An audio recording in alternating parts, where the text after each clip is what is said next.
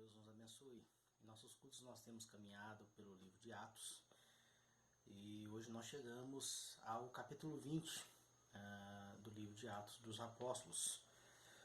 Nós temos visto e caminhado, durante o início da igreja, o acontecimento em Jerusalém, desde o Pentecostes, e então caminhado por toda a história da igreja primitiva, e nós estamos aqui caminhando e vendo a despedida do apóstolo Paulo da cidade de Éfeso, aonde ele parte em retorno às igrejas da Macedônia e da Grécia, onde ele tem o intuito de passar por essas igrejas, recolhendo ofertas, donativos, para que ele pudesse voltar então até a cidade de Jerusalém, e levando a oferta desses irmãos para a igreja de Jerusalém. E esse objetivo do apóstolo Paulo tem como trazer uma unidade para a igreja do Senhor Jesus. Porque se a igreja judaica, a igreja de Jerusalém, recebe de bom grado as ofertas vindos dos irmãos gentios, então significa que não há mais preconceitos, que não há mais a distinção desses irmãos. E o apóstolo Paulo, ele tem um objetivo, depois de passar 3 anos ali em Éfeso, estar em Jerusalém para a festa do Pentecostes.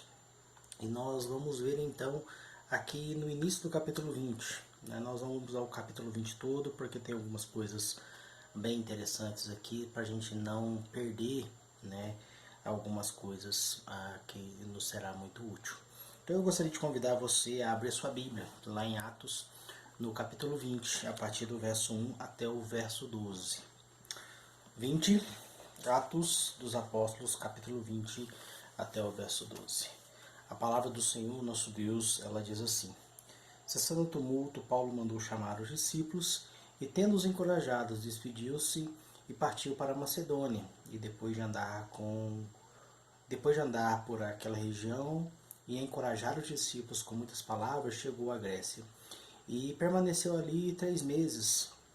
Contudo, quando os judeus conspiraram contra ele, ao embarcar para a Síria, decidiu voltar para a Macedônia. E acompanharam-no Sápatro de Bereia, filho de Pirro, Aristarco e Secundo de Tessalônica, Gaio de Derbe, Timóteo, além de Tíquio e Trofimo da Ásia. Esses homens, porém, foram na frente e eles nos esperaram em Troade. E nós, depois de dias dos pães sem fermentos, navegamos de Filipos e por 5 dias nos encontramos com eles em Troade, onde nos detivemos por 7 dias. No primeiro dia da semana, reunindo-nos a fim de partir o pão, Paulo, que estava para sair no dia seguinte, falava-lhes, tendo prolongado o seu discurso até a meia-noite. Havia muitas luzes no aposento superior aonde estávamos reunidos. Certo jovem chamado Eutico estava sentado numa janela. Prolongando Paulo ainda mais o sermão, o jovem adormeceu profundamente e, vencido pelo sono, caiu do 3º andar. Quando o ergueram, estava morto. Então Paulo desceu, debruçou-se sobre ele e, abraçando-o, disse: Não vos perturbeis, pois a vida está nele.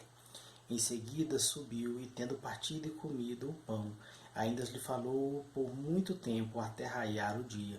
Então partiu. E levaram vivo o jovem e ficaram muito consolados.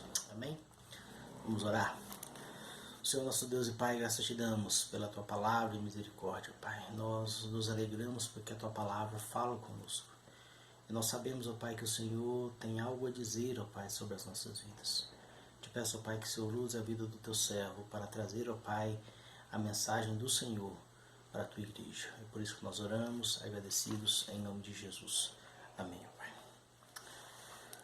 Quando nós olhamos aqui, nós vemos então a partida do apóstolo Paulo da cidade de Éfeso, logo após toda aquela grande confusão feita por Demétrio e todos os artesãos ali da cidade de Éfeso, onde fizeram um alvoroço gigantesco, onde foi necessário o escrivão da cidade de Éfeso dizer: olha, se vocês não pararem com tudo que vocês estão fazendo, é bem provável que nós possamos ser acusados de revolta, e então nós vamos perder os privilégios que nós temos aqui. De ser uma cidade livre, de ter o nosso próprio governo, de ter os nossos próprios juízes, e então haverá sobre nós, né, punições. Então eu acredito que é melhor vocês parar. Se tiver alguma acusação contra o apóstolo Paulo, ou contra os cristãos, ou qualquer outra coisa, vocês sabem os caminhos de fazer de forma correta, e então aquela confusão se desfez. Nós vemos aqui que o apóstolo Paulo, depois de toda a confusão resolvida, de toda a situação sanada, ele então vê a hora de partir. Era chegado a hora, era chegado o momento então de partirem dali, para que ele pudesse então ir até a cidade de Jerusalém, e com o intuito, o desejo no seu coração de ir então a Roma, e como nós podemos ver na carta escrita aos Romanos, ver também que o desejo do apóstolo Paulo era chegar até a Espanha e ali também poder pregar o Evangelho. E nós vemos que de certa forma o desejo do apóstolo Paulo vai se cumprir, ele vai chegar a Roma, não do jeito que ele planejava, mas ele vai chegar a Roma, porque a sua viagem para Jerusalém, os perigos que ele vai enfrentar, as situações que ele vai enfrentar, as artimanhas dos seus inimigos, vai fazer com que ele fique preso, né, durante 2 anos em Cesareia, e depois ele seja levado como prisioneiro de César até Roma, e nós vamos ver tudo isso com mais detalhes quando nós continuarmos estudando os capítulos aqui de Atos dos Apóstolos. Mas hoje nós vamos nos focar nesses 12 versículos que nós acabamos de ler, e nós temos aqui algumas coisas que nós precisamos entender. Quando nós olhamos para o texto em si, nós vemos essa despedida que se dá no versículo 1. Paulo se despede da cidade de Éfeso. 3 anos ali, depois de todas as situações resolvidas, ele não estava fugindo de nenhum problema, ele havia sanado as dificuldades, ele chama então os discípulos da igreja, os encoraja e diz: estou indo para a Macedônia, estou indo então visitar aquelas igrejas que outrora, durante as minhas viagens, durante o meu ministério, foram fundadas. Então nós vemos que nos versículos 2 e 3, Paulo se ocupa em fortalecer essas igrejas. Ele vai até a Macedônia e acaba chegando à Grécia. E como um pai, né, um pai espiritual, como um pastor, nós vemos a preocupação que Paulo tem ao retornar a essas igrejas e consolar, admoestar, né, exortar essas igrejas para que permaneçam no caminho certo. Igrejas como a igreja de Filipos, de Tessalônica, a igreja de Bereia e muitas outras ali na Macedônia. E nós vemos então que ele parte então para a Grécia, e quando ele chega na Grécia ele fica ali por 3 meses, mais especificamente na cidade de Corinto, possivelmente passando ali todo o inverno, né? E nós vemos então a partir do verso 3, né, que ele estava ali 3 meses, e então houve uma conspiração dos judeus, porque o desejo do apóstolo Paulo era caminhar, então ir para Jerusalém, e possivelmente ele havia comprado passagem para partir ali de Corinto, e ele havia uma dificuldade, porque havia uma conspiração dos judeus para tirar a sua vida. Imagina em uma viagem longa de barco, em um mesmo navio com seus inimigos, o que poderia acontecer, né, com o apóstolo Paulo. Então ele teve a prudência, né, então, de mudar a sua rota, não os seus planos. Os seus planos de ir até Jerusalém permaneceram, mas a sua rota teve uma alteração. Ele resolve então voltar para a Macedônia, e quando ele volta pela Macedônia, ele volta então visitando novamente algumas igrejas e passando ali um tempo. Nós vemos que nos versículos 4, 5 e 6, nós temos então aqui uma narrativa do que estava acontecendo. A partir do verso 4 nós vemos que o apóstolo Paulo não estava só em sua viagem. Existia aqui homens né, de Bereia, existia homens de Tessalônica, de Derbe, nós temos aqui Timóteo, nós temos Tito, Teofimo da Ásia, juntamente com Lucas, né, que é o autor dessa carta, que se identifica ali pelo nós, que ele estava acompanhando o apóstolo Paulo. Esses homens, possivelmente, eles cumpriam 2 funções. eram guarda-costas, né, do apóstolo Paulo para preservar a vida do apóstolo Paulo, como também depositários fiéis das ofertas levantadas por meio das igrejas gentílicas para enviar então a Jerusalém e socorrer as necessidades dos irmãos em Jerusalém. E esses homens, eles estavam com o apóstolo Paulo e eles tomaram caminhos diferentes do apóstolo Paulo, até possivelmente para que enganar alguém ou para não perder todas as passagens que haviam sido compradas. E nós vemos aqui que eles caminham, eles vão, né? E os esperam na cidade de Troade. E a cidade de Troade é um local onde o apóstolo Paulo havia passado em sua segunda viagem missionária, mas a igreja ali só foi estabelecida durante a terceira viagem missionária. E ali acontece um grande culto, um grande mesmo, né? Um culto que atravessa toda a noite, uma grande vigília. E Paulo não desperdiça a oportunidade de estar ali no domingo, naquele que é o dia do Senhor, naquele que é o dia da ressurreição do nosso Senhor, no dia em que o Espírito Santo desceu sobre os discípulos em Jerusalém. Nós temos aqui a manifestação, né, da igreja primitiva nas suas reuniões dominicais. E quando nós vemos ali a igreja reunida no propósito de cultuar a Deus e celebrar a ceia do Senhor, algo acontece. A mensagem do apóstolo Paulo se estende mais do que de costume, e ele estava falando e já era meia-noite, e havia um jovem chamado Eutico, no versículo 9, aonde ele estava assentado em uma janela no terceiro andar e pum, cai lá de cima.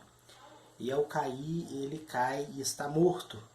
O apóstolo Paulo, no versículo 10, né, vai até esse jovem e então diz, olha, não se preocupem, porque a vida está nele, ou dependendo da tradução que você estiver acompanhando, a alma está nele, dizendo, olha, ele ainda está vivo, né? Não há motivo para nos preocuparmos.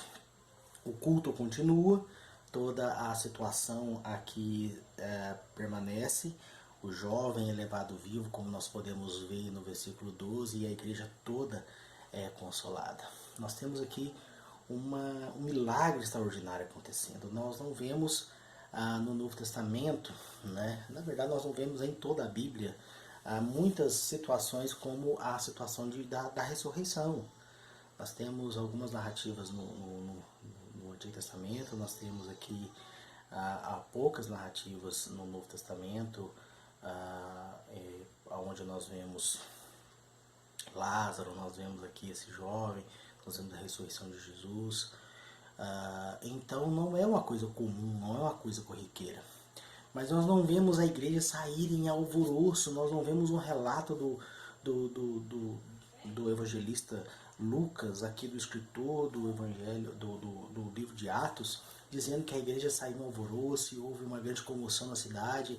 Nós não vemos nada disso acontecer, nós vemos exatamente que a igreja permaneceu onde estava, louvando a Deus, adorando a Deus, agradecendo a Deus, porque alguém havia retornado à vida.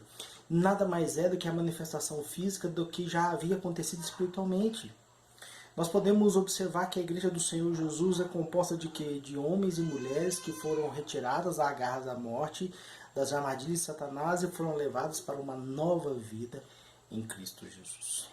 E nós vemos aqui uma igreja que não se comove com essa situação da ressurreição, mas ela estava preocupada em ouvir a palavra de Deus, ela estava preocupada em adorar a Deus, ela estava preocupada em dizer a Deus da sua gratidão com relação às coisas que nós podemos ver.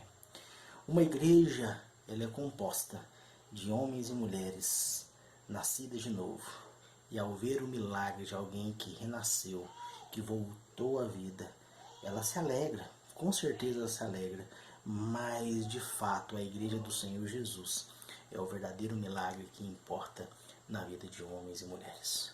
Nós podemos observar aqui que esse texto faz uma narrativa maravilhosa, faz uma narrativa do crescimento da igreja, faz uma narrativa do entendimento da igreja. Não houve um falatório, não houve nada que atrapalhasse a adoração ao Senhor. Não houve nada que atrapalhasse as coisas que estavam acontecendo.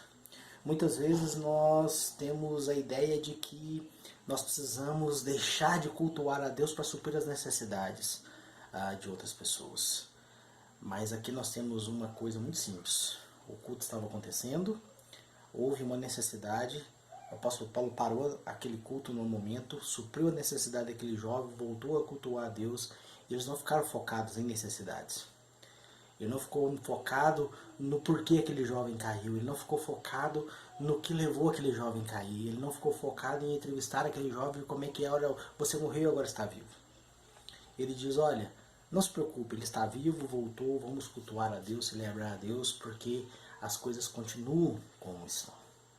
E quando nós olhamos para esse texto, nós olhamos para todas as coisas que nós podemos ver aqui, nessa história maravilhosa, nesse momento maravilhoso da igreja primitiva, nós nos perguntamos, mas como é que nós podemos aproveitar isso para a nossa vida? Quais são as aplicações que nós podemos trazer, quais são as verdades eternas que nós podemos trazer para as nossas vidas? Porque quando nós lemos a palavra de Deus, nós vamos entender que ela fala aos nossos corações e ela quer fazer diferença em nossas vidas. Quais são as coisas que nós precisamos aprender?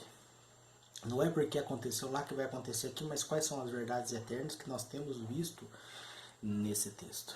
Quando nós olhamos lá para o capítulo 1, nós vemos um homem corajoso, que ele decide sair de Éfeso no momento certo. Ele podia ter fugido durante a confusão, ele podia ter saído quando ele era conveniente sair, mas não. Muito pelo contrário, ele queria enfrentar os seus acusadores. Ele não foi porque a igreja impediu, os seus amigos o impediram. Mas nós vemos aqui um homem que depois de tudo resolvido, ele diz, olha, então está na hora de eu partir e continuar a minha viagem. Nenhuma decisão deve ser tomada em momentos de grande dificuldade, de problemas, porque podemos tomar decisões equivocadas. Nós podemos observar que existia no coração do apóstolo Paulo coragem, mas também existia no coração do apóstolo Paulo entendimento do que devia fazer. Ele ouviu o conselho e disse, olha, não vá. Por mais que ele quisesse ir, ele disse, não vá, e ele não foi. E ele esperou todas as coisas se resolverem, não havia mais conflito, não havia mais acusações, não havia mais problemas, então ele disse, então já que está tudo resolvido, está na hora de eu partir. Muitas vezes nós precisamos aprender que decisões precisam ser tomadas assim. Esperar as turbulências passar, as dificuldades passar, para que a gente então possa tomar as melhores decisões, as melhores escolhas e chegar aonde nós precisamos chegar. A segunda coisa que nós precisamos entender aqui, que por mais que nós temos planos estabelecidos, nós precisamos estar abertos a mudanças de rotas. O apóstolo Paulo tinha um desejo, eu quero chegar a Jerusalém levando as ofertas das igrejas gentílicas, mas existia um problema. Existia um grupo de homens judeus que estavam tentando contra a vida do apóstolo Paulo. E ele diz, olha, não adianta nada eu afrontar o meu Deus, eu afrontar esses homens. E então é melhor eu ser prudente, é melhor eu agir com prudência e fazer as coisas do jeito que devem ser feitas. Então o apóstolo Paulo muda a sua rota, muda o seu caminho, mas os seus planos permanecem. Nós temos que entender que muitas vezes nós precisamos tomar caminhos diferentes para chegar aonde Deus deseja que a gente chegue. Muitas vezes nós fazemos planos, olha, eu quero fazer isso, eu quero chegar a tal lugar, eu quero ir para país, para onde, e eu quero chegar lá. E muitas vezes nós queremos tomar o caminho mais curto, mas o caminho mais curto muitas vezes é cheio de perigo. Nós precisamos agir com prudência e entender que nós precisamos caminhar da maneira que seja mais prudente, seja mais sensata, onde nós podemos chegar ao nosso caminho. A terceira parte do texto nos fala a respeito desse culto em Troade. Nos fala de cultuar a Deus, nos fala de louvar a Deus, nos fala de celebrar a Deus, mas nos fala que no meio desse culto houve um grande problema, uma grande dificuldade. Um jovem assentado à janela no terceiro andar do cenáculo, ele cai, morto. O apóstolo Paulo vai até ele, o ressuscita. O apóstolo Paulo vai até ele e traz-o à vida e continua louvando a Deus. Hernandes Dias Lopes, no seu livro, no seu comentário expositivo, ele fala a respeito dessa janela. E eu tenho que comungar com a ideia de Hernandes Dias Lopes, quando ele diz que a janela pode ser um lugar de distração, a janela pode ser um lugar que traz dúvida ao coração, a janela é um lugar de quedas perigosas. Quando nós olhamos para a janela, nós temos duas perspectivas, de quem está dentro olhando para fora e de quem está fora olhando para dentro. Nós devemos estar com cuidado, Porque muitas vezes, quando nós estamos de dentro olhando para fora, nós nos distraímos com as coisas de fora. Quando nós estamos fora e olhando para dentro, muitas vezes nós corremos o risco de achar que lá dentro está melhor. É aquele velho ditado da grama do vizinho é sempre mais verde. Do lado de cada cerca, de lá sempre parece melhor. E muitas vezes nós nos ocupamos, né, de olhar pela janela em vez de observar as coisas que realmente importam. Talvez se aquele jovem não estivesse à janela, não estivesse observando o mundo que estava lá fora, não estivesse em um lugar tão confortável, onde arejado, onde vem o vento, alguma coisa, ele não tivesse caído. Talvez ele estivesse prestando atenção ainda mais no apóstolo Paulo, na sua mensagem, na sua pregação. Não sei, não estou aqui para poder fazer analogias e conjecturar coisas a respeito disso, mas a verdade é que nós precisamos ter foco, nós precisamos aprender a olhar e a focar aquilo que nós queremos aprender, né? Uma coisa interessante, apesar daquele jovem estar assentado na janela observando as coisas que passavam, ele estava cultuando a Deus também. Mas nós precisamos aprender a ter foco, a olhar e observar. E aquele jovem cai. Aquele jovem então mostra uma necessidade nova para a igreja. Olha, a igreja precisa parar tudo que está fazendo porque alguém morreu aqui dentro. Eles poderiam ter parado o culto, poderia ter ouvido choro, poderia ter havido lamento, poderia ter havido acusações com relação à pregação do apóstolo Paulo, porque ele estava tanto se demorando naquilo, mas nós não vemos nada disso acontecendo. Nós vemos que aquele jovem caiu, nós vemos que a igreja estava reunida, nós vemos que o apóstolo Paulo vai até ele e ele diz, não se preocupem, ele está vivo. E ele não fica ali ao lado daquele jovem, fazendo perguntas, questionando o que estava acontecendo, por que ele caiu, acusando, dizendo, olha, seus pais não olharam você estava distraído, não teve nada disso. Ele simplesmente volta para o seu lugar e continua adorando a igreja. A igreja de Cristo Jesus, ela precisa aprender que muitas vezes nós precisamos deixar o que nós estamos fazendo para suprir as necessidades. Mas nós não podemos deixar de adorar a Deus quando nós socorremos as necessidades de outros. As necessidades, as dificuldades do mundo, as situações que nos aparecem não são maiores do que a necessidade que a igreja tem de cultuar a Deus. Muitas vezes as necessidades parecem ser mais importantes do que o culto a Deus. E nós deixamos que essas interrupções sejam maiores do que realmente precisam ser. Não há nenhuma necessidade, não há nenhuma interrupção que seja maior do que aquilo que a igreja precisa fazer, que é adorar o Senhor nosso Deus de todo o coração. Houve um grande milagre? Claro que houve um grande milagre. A igreja se regozijou com isso? Claro que a igreja se alegrou com isso. Nós vemos aqui que a igreja saiu consolada dali. Mas quando nós paramos para observar a queda desse jovem, a morte desse jovem, a ressurreição desse jovem, nós podemos observar uma coisa muito interessante. A igreja não se locomoveu, a igreja não fez um alvoroço, por quê? Porque aquele jovem morto, ressuscitado, é um espelho do que havia acontecido espiritualmente na vida deles. Aqueles homens e mulheres antes caminhando no laço da morte, dominados por Satanás, agora estavam celebrando a Deus de todo o seu coração, louvando e adorando a Deus, celebrando a ceia do Senhor, aproveitando então aquele momento em que o apóstolo Paulo poderia estar com eles, porque sabiam que possivelmente o apóstolo Paulo não voltaria mais ali, ou se voltasse, voltaria muito depois. Nós sabemos que ele não voltaria. Mas aquela igreja, ela estava ali para cultuar e adorar a Deus. Não há milagre maior do que o novo nascimento na vida de um homem. Nem a ressurreição de alguém que estava morto é maior do que a salvação por meio da graça em Cristo Jesus, nosso Senhor. Deus manifesta o seu amor para aquela igreja. Não somente porque havia ressuscitado um homem, mas porque aquela igreja estava em comunhão, partindo o pão, celebrando a igreja, celebrando a ressurreição do nosso Senhor Jesus. A ressurreição de Yeshua é importante? Sim, com certeza. Para aquela igreja, para os familiares, para a família, para as pessoas que ali conviviam, com certeza a ressurreição daquele jovem foi algo maravilhoso, magnífico. Mas a ressurreição de Cristo Jesus é algo muito maior e muito melhor. Nós podemos olhar nessa igreja um coração diferente, um coração que se alegra e se consola no cuidado de Deus com relação às suas necessidades. Mas nós vemos aqui que o poder de Deus que livrou eles da morte, do pecado, da condenação eterna do inferno, havia transformado aquela igreja e ensinado a eles que o maior milagre já havia acontecido em seus corações. Quando nós olhamos para essa igreja de Troade, nós olhamos para o que aconteceu, nós olhamos para a mensagem do apóstolo Paulo, nós olhamos para tudo o que aconteceu. O que nós temos que aprender? Quais são as verdades que nós temos que aprender? Nós temos que tirar as distrações da nossa vida. Na nossa caminhada cristã vai estar cheio de janela para a gente olhar.